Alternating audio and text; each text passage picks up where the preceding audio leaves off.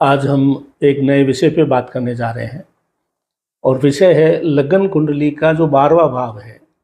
आपके लगन कुंडली का 12वां भाव जो है वो व्यय भाव है, यानी खर्चे का है, एक्सपेंडिचर का है। उस भाव के स्वामी को क्या बोलेंगे? व्ययेश, व्यय करने वाला, व्ययेश।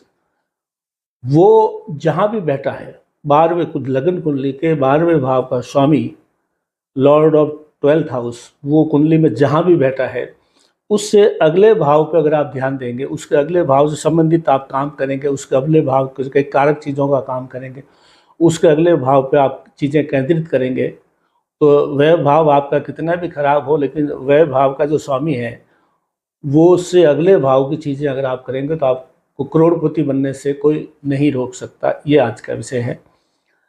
मैं हूँ अमर सिंह चौहान। अमर एस्ट्रोलॉजी में आपका स्वागत है। व्ययेश जो है, वह भाव का मामले, व्ययेश कुंडली के, लगन कुंडली के 12वें भाव का स्वामी व्ययेश कहलाता है। वो कुंडली में कहीं बैठा है, उससे अगले भाव पे आपको ध्यान केंद्रित करना है। हमने ये एक उदाहरण कुंडली ली है। इसमें ये काल पुरुष की कुंडली है। हमने पहले भाव में मेष राशि लिखी है और फिर 2, 3, 4 करके 12 भावों में 12 राशि लिख दी है। इस कुंडली में वह भाव कौन सा हुआ? जहाँ 12 लिखा हुआ है। इस कुंडली में वह भाव में जहाँ 12 लिखा हुआ है वो वह भाव हुआ। आपकी कुंडली में भी आप जहाँ पे हमने 12 लिखा है वहाँ पे आपके कौन सी राशि है, ये आपको देखना है। कालपुरुष की कुंडली में 12वें भाव में 12वीं राशि है।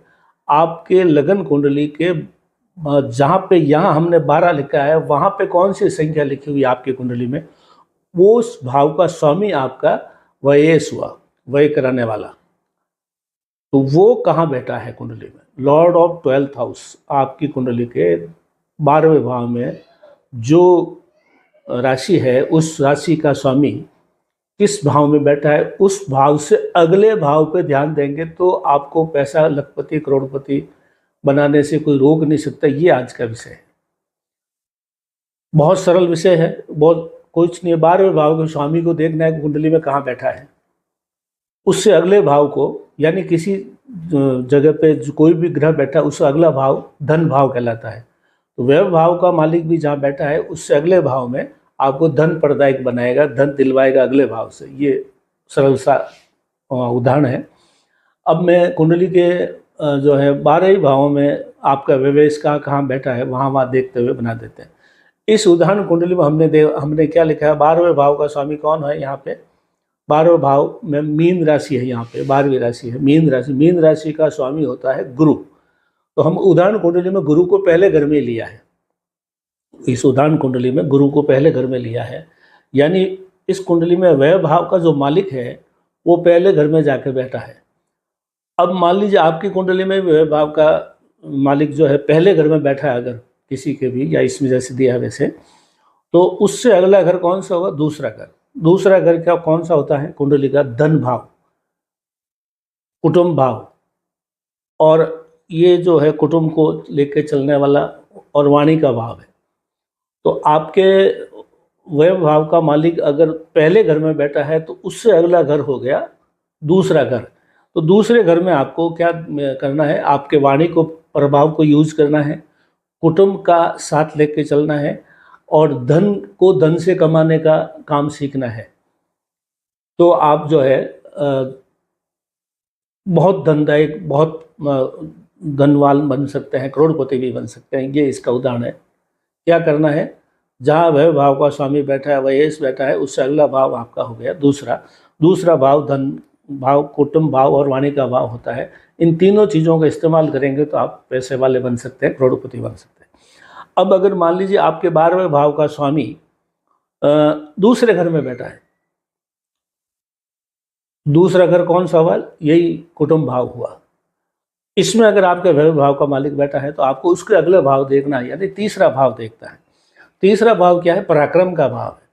तो जिंदगी में जितना पराक्रम करेंगे, चाहे छोटे छोटे कामों से, छोटे छोटे धंधों से, छोटी छोटी स्कीमों से अगर आप पैसा कमाएंगे तो आप शीघ्र ही धनवान, करोड़पति भी बन सकते हैं। ये उदाहरण हो गया। अब मान लीजिए आपकी कुंडली में वह भाव का स्वामी तीसरे घर में बैठा है, तो आपको चौथे घर पे ध्यान कंसंट्रेट करना है कि चौथे घर में जो है क्या चीज़ आपको मिलने वाली। चौथा घर किसका है? सुख, धन, शांति का भाव है। चौथे घर में आपको अचल संपत्ति के ऊपर ध्यान लगाना है, चाहे खेती की ज़मीन हो, चाहे शहर में प्लॉट हो, गांव में प्लॉट हो, भूमि पे आपको लगाना है या ऐसी संपत्ति पे लगाना है जो आगे विरासत में काम आए, तो आप धनवान और करोड़पति बन सकते हैं। अगर तीसरे घर में आपका व्यय भाव का मालिक है तो चौथे पे ध्यान देना है।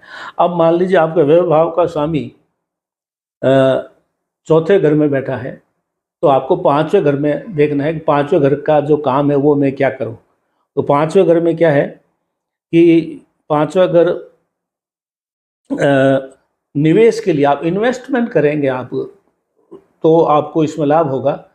शिक्षा का भाव है, तो शिक्षा के ऊपर आप जितना पैसा खर्च करेंगे आपके खुद के या बच्चों की शिक्षा पे, और इसमें जो है आपको संतान भाव है, तो संतान के लिए भी आप जितना भी कुछ करेंगे, उनको पढ़ाएंगे लिखाएंगे करेंगे, तो संतान खुद भी करोड़पति, धनवान, अरबपति बनने के लिए आपके लिए जो है एक बच्चों के द्वारा भी आपको चीज़ें मिल सकती है। अब आपका जो मान लीजिए व्यय भाव का मालिक पांचवें घर में बैठा है, तो आपको उसका अगला घर कौन सा देखना है? छठा घर देखना है। छठा घर वैसे तो कर्ज का है, लेकिन अगर सावधानी पूर्वक आप कर्ज लेकर के उस कर्ज से पैसा कमा सकते हैं, तो नियंत्रित रूप से कर्जे को लेकर के नियंत्रित रूप से इन्वेस्ट करके आप पैसा कमा सकते हैं। जैसे बड़े बड़े उद्योगपति कर्जा लेते हैं अरबों खरबों का, और फिर उस पैसे को बहुत अच्छे ढंग से लगा करके उसको नियंत्रित रूप से उससे धन कमाते हैं। आप भी कर सकते हैं सर। तो ये है। अब आपका मान लीजिए व्यय भाव का मालिक छठे घर में बैठा है, तो उससे अगला भाव कौन सा हुआ? सातवां भाव। सातवां भाव किसका है? पार्टनर का और जीवन साथी का। तो आप अपने पार्टनरशिप पे काम कर सकते हैं। पार्टनरशिप को में कोई नहीं मिल रहा है तो कुटुंब के लोगों के साथ काम कर सकते हैं। कुटुंब के लोगों में भी पार्टनरशिप के लिए आपको अच्छा आदमी नहीं मिल रहा है, तो आप अपने जीवन साथी, पति या पत्नी के साथ भी आप जो है पैसा खर्च कर सकते हैं, और आप जो है उस पर उनके साथ पार्टनरशिप से पैसे कमा सकते हैं, धनवान बन सकते हैं, करोड़पति बन सकते हैं।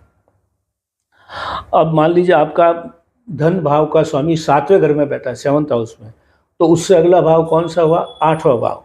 तो 8वें भाव में जो है दीर्घकालीन योजनाओं में लॉन्ग टर्म पैसा इन्वेस्ट करना है आपको। जैसे बीमे में डालते हैं, तो बीमे में आज बीमा करवाते हैं तो 20-25 साल बाद में मिलता है, या एफडी है, या और कहीं पे पैसा अगर आप इन्वेस्ट करेंगे तो लंबी अवधि दीर्घकालीन योजनाओं में आपको लाभ होगा, उसके माध्यम से आप धनवान करोड़पति बन सकते हैं। अब मान लीजिए आपके जो है 8वें घर में आपका बैठा है व्यवेश, 8वें घर में जो है व्यय भाव का स्वामी बैठा है, तो आपको 9वें घर में देखना। 9वां भाव किसका? भाग्य भाव। तो वैसे ही भाग्य भाव में जो है आपके भाग्य को उत्थान करेगा।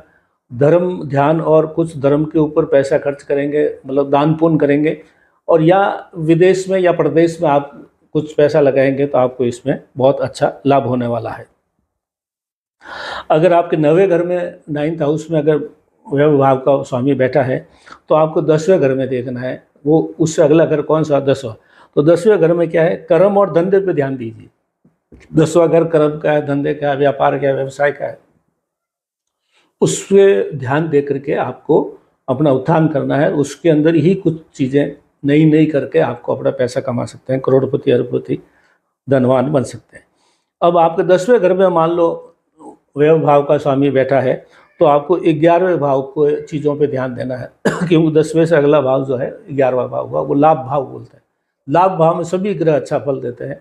लाभ भाव में आपको मल्टी इनकम मिलती है, मतलब अनेक स्रोतों से आमदनी प्राप्त होती है। तो आपको अलग अलग जगहों पर इन्वेस्टमेंट करना है, जिससे हर जगह से कुछ न कुछ प्राप्त होता रहे।